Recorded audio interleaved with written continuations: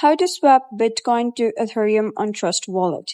Hello guys and welcome back to the channel. In this video, I'm going to show you how you can seamlessly convert Bitcoin BTC to Ethereum within Trust Wallet using its built-in swap feature, so there is no need for any external exchange.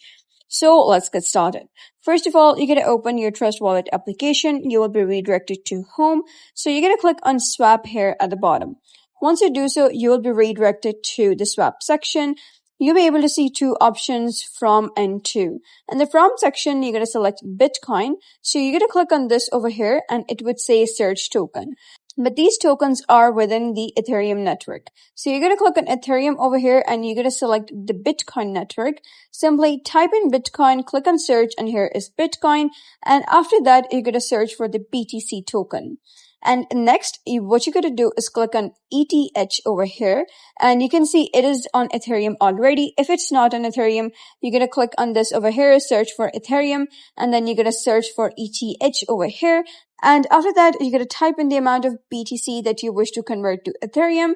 And then you can head over, click on convert over here if you have enough BTC in your account. So that is basically how you can swap Bitcoin to Ethereum on Trust Wallet application.